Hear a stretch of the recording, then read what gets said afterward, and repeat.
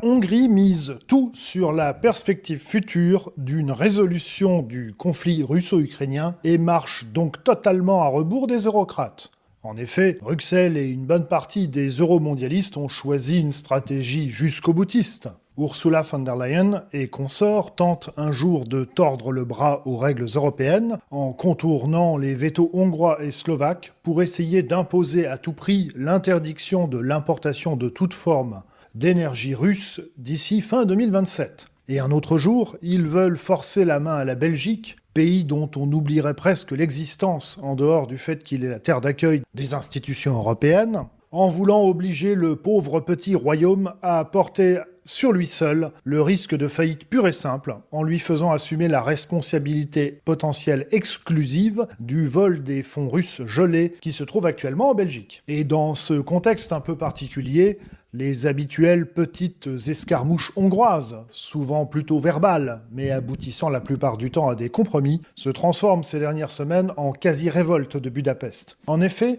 bénéficiant de l'appui de Donald Trump, les Hongrois se sentent davantage libres de refuser le chantage de Bruxelles, qui veut acculer la Hongrie mais aussi la Slovaquie, à littéralement déposer le bilan dans l'éventualité où ces deux pays devraient se passer d'énergie russe et basculer sur d'autres approvisionnements beaucoup plus onéreux. Profitant de l'incertitude de la situation et du manque de courage de ses collègues, Viktor Orban est en train de tenter, voire de réussir le pari de faire de la Hongrie, pays enclavé et sans ressources, un hub diplomatique et un hub énergétique de première importance, en prenant le contrôle ou en rapatriant toute une série d'infrastructures clés dans le domaine énergétique. C'est en tout cas ce qui ressort une fois de plus après la visite du ministre des Affaires étrangères hongrois, Péter Szijjártó, qui s'est de nouveau rendu à Moscou cette semaine.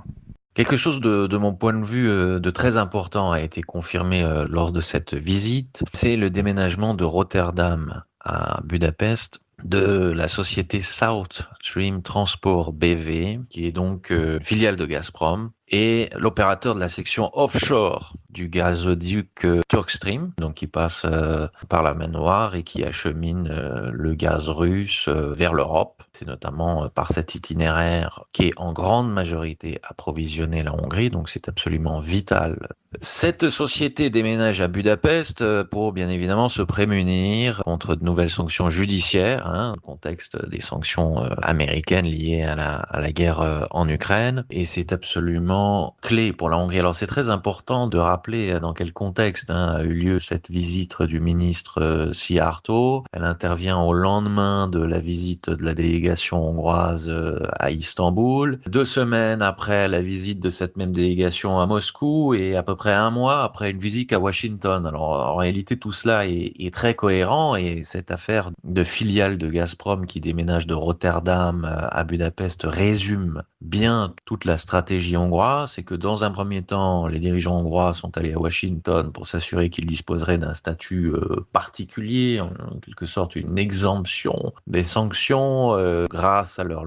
lien politique et diplomatique privilégié avec l'administration américaine. Ensuite, ils se sont rendus à Moscou pour bien s'assurer que le gaz sera livré, que Moscou respectera ses engagements. Et ensuite, dernière étape de cette tournée diplomatique, Istanbul, puisqu'il faut bien savoir qu'on dit souvent que la Hongrie est dépendante de la Russie d'un point de vue énergétique, mais or on pourrait très bien dire qu'elle est aussi dépendante d'un certain point de vue de la Turquie, qui joue un rôle absolument clé en termes de transit gazier vers l'Europe. Outre le déménagement de la société de gestion du gazoduc Turkish Stream, d'autres accords économiques ont été passés entre la Hongrie et la Russie, dans un contexte où la Hongrie prépare la fin du conflit russo-ukrainien et la reprise des relations économiques avec Moscou, et s'efforce donc de se positionner avant les autres en ce sens. Autre point important de la coopération russo-hongroise, l'extension de la centrale atomique de Paks, gérée par les Russes de Rosatom, est indispensable au pool énergétique hongrois. Pour éviter les tracasseries occidentales, la Hongrie a progressivement associé des partenaires français puis américains au projet, de telle sorte que plus personne n'a intérêt à ce que le projet s'arrête.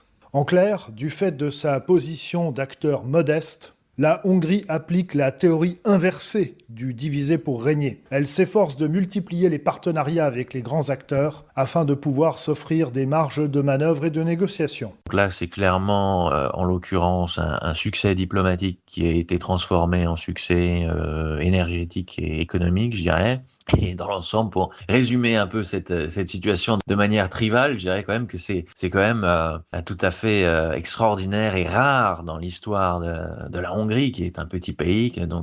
dirigeant s'entende, disons, avec l'empereur, avec le tsar et avec le sultan. C'est absolument